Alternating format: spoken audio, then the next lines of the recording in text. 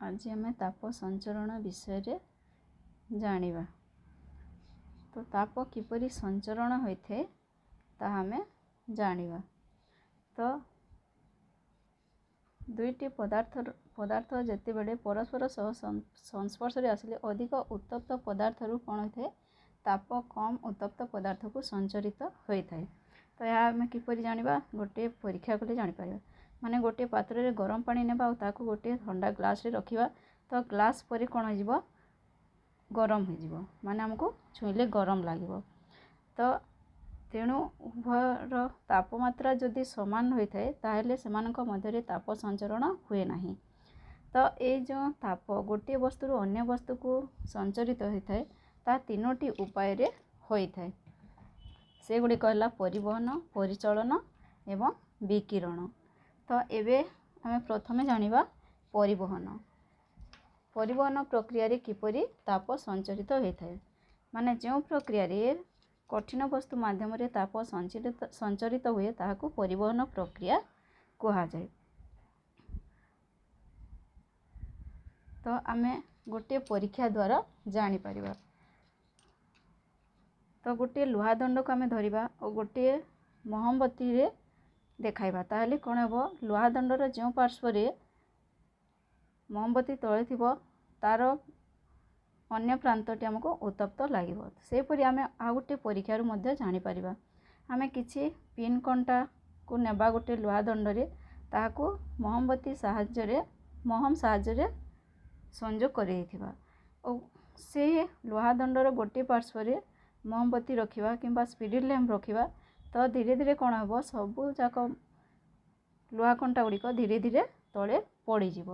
तो एपरी कहीं होता है माने कठिन वस्तु रे जेतेबेले ताप प्रयोग करा जाए से वस्तुर अणुगुड़िक ताप संस्पर्श रे आसंती से गुड़िक ताप शक्ति ग्रहण करती जहाद्वारा सेमानकर ताप शक्ति वृद्धि पाई जाए। तो यही अणुगुड़िक निजर मध्य स्थान रे रही अधिक बेगरे प्रकम्पित हुअन्ति बा कंपन सृष्टि हुए जहाँकि पाख अणु को किछि ताप संचरण करिथाए। एही परिवहन प्रक्रिया रे अणुगुड़िक निजर स्थान त्याग करती नहीं किंतु ताप शक्ति कौन हुए गोटे प्रांतरू अन्य प्रांत को संचरित होता है।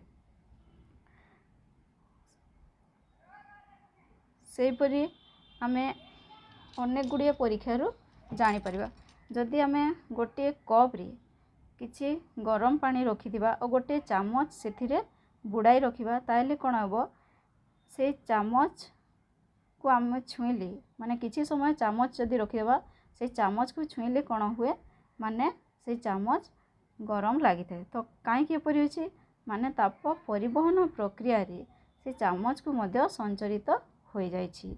तो एपरी भाव रे माने कठिन पदार्थ मध्य रे ताप संचरण होता है जहाँकू परिवहन प्रक्रिया कहा जाए।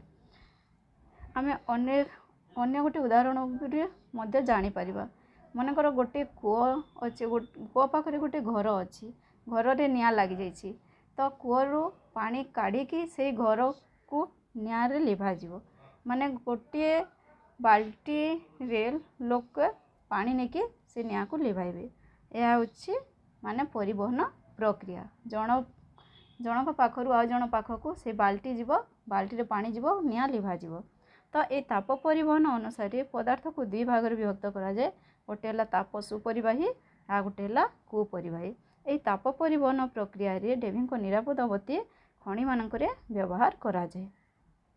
आ गोटे प्रक्रिया होछि परिचलन जो प्रक्रिया रे तरल बा गैसीय पदार्थ माध्यम रे ताप संचरित होता है ताकू परिचलन प्रक्रिया कहा जाए। यही परिचलन प्रक्रिया उभय जल और वायु रे किपरि हुए आमे जानी परिबा। तो प्रथमे आमे गोटे परीक्षा रे कौन करिबा गोटे राउंड बटम फ्लास्क नेबा गोटे काच पात्र और सेथिरे किछि पानी नेबा और सेथिरे गोटे पोटासियम परमांगनेट टैबलेट बा पोटासियम परमांगनेट पकाई देबा तापरे गोटे स्पिरिट लैंप नेबा से काच पात्र को गोटे स्टैंड ऊपर रखिदेबा और से स्पिरिट लैंप को जलाई देबा।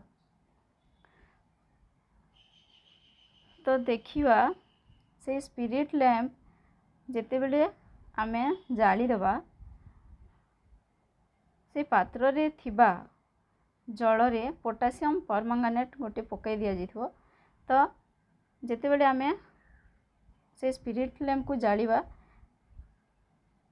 माने पात्रर तले थिबा अणु गुड़िक जलर अणु गुड़िक उत्तप्त हेबो जहाँकि ता ऊपर को उठिबो ओ ऊपर थिबा पात्रर जल रे थिबा ऊपर शीतल अणु ओ भारी अणु ताहा तल को आसीबो। तो एपरि भाव रे माने परिचालन प्रक्रिया रे जल रे ताप संचरण होता है। तो एठारे जो पोटासियम परमांगानेट निया जायछि काहेकि निया जायछि माने आमे जानि परिबा माने तार जो रंग जो पानी जो रंगीन हो जिवो से रंगीन पानी ऊपर को उठिबो ओ धीरे धीरे से ऊपर पानी तल को आसीबो। तो आमे एपरि भाव रे जानि परिबा माने एही चित्र को देखिले जानि परिबा जे परिचालन प्रक्रिया रे किपरि तरल पदार्थ रे ताप संचरित होता है। माने तल अणु कौन होछि माने ताप ग्रहण करछि से ऊपर को उठुछि ऊपर तल ऊपर शीतल और भारी अणु तल को आसुछि एहीपरि भाव रे ताप संचरित होता है।